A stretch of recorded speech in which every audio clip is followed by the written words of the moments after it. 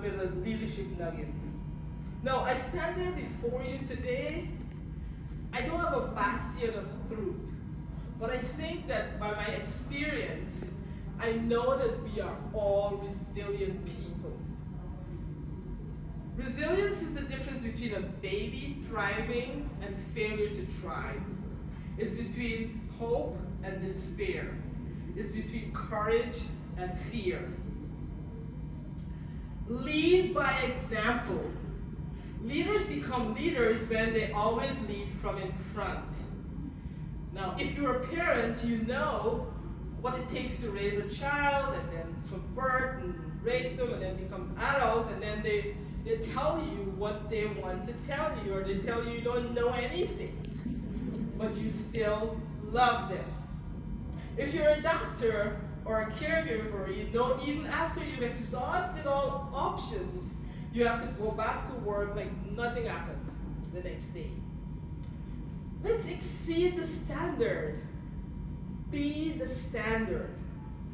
Make tiny, correct decisions. They lead to large windfalls. Reject victimization mentality and embrace the survival mentality. Stop trying to find a way around difficult situations. Just attack them head on. The happiest people that I know don't have the best of everything. They just make the best of everything, and I'll show you what I mean later.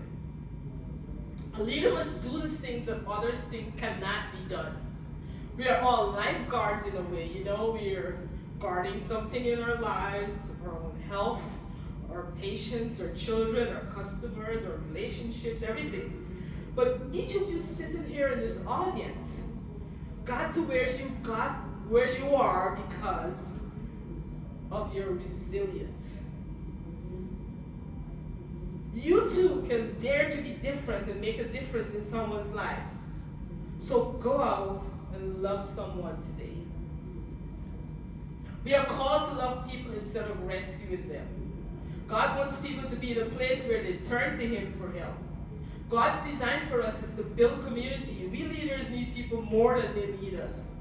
And like the stories I tell in Carol's Closet, each of you have your own story of resistance. When you depend on God to fight your battles, He infuses supernatural power to live life with purpose. When bad things happen in your life, you have three choices. You can either let it define you, you can let it destroy you, or you can let it strengthen your resolve to do better. We are not valuable because of the color of our skin, the job we do, our position in life, or our wealth, but we are valuable just because we are made in the image of God. And no one succeeds in a vacuum. We could not do the things that we do by ourselves in Adam. We had so many helpers, so many people who wanted to give of their gifts and talents and everything. They went with us because maybe they saw some leadership in us, I don't know.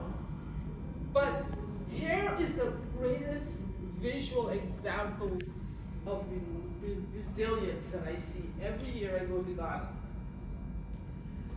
Look at the pictures there.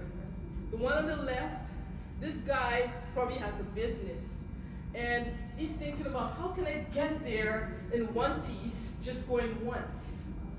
Okay, the second picture, there's this woman that she has everything that she wants to sell that day on her head, but one of my favorite is the one to the right. Look at that woman. She's carrying she's balancing it on her head, and you know how hard that is? I tried it several times, so don't think it's easy. She had to have prepared this tray, right? And these are peanuts.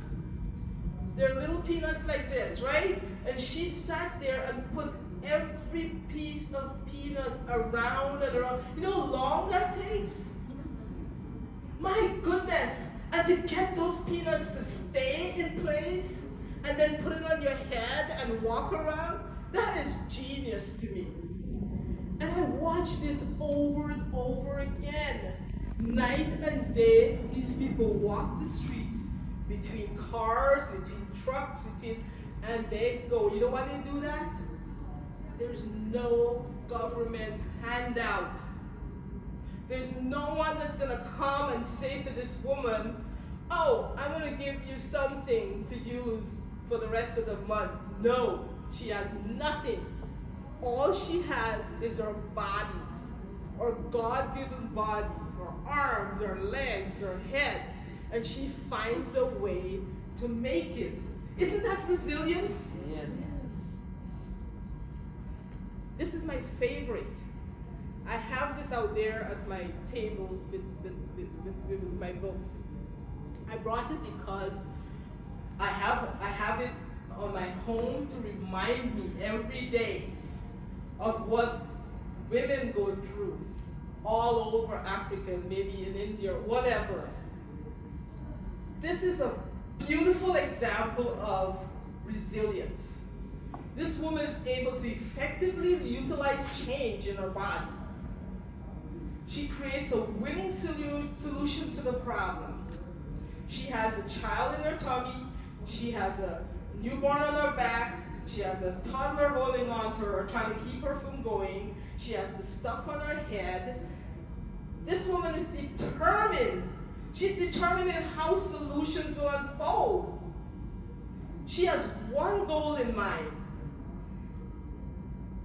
Move forward, multitask, make a life. Everything is important. Everything needs to be done. All things around her seems to be holding her back, but she takes the next step. Okay, so I'm going to finish up with some pictures of what happened over the 25 years. To the right, the one on the left, the red roof is the outpatient, blue roof, 100 bed inpatient. To the right, staff apartment. Work over there is spectacular. Craftsmanship is amazing. We just opened a solar farm and we commissioned it in July. Here's a picture of my family. The one to the left is my daughter, Sarah, sitting here. The middle one is Miriam, and the one to the right is Sarah. Two of them will be doctors, and that's yours truly and my husband standing in front of the picture. And I think I'll stop here. Thank you.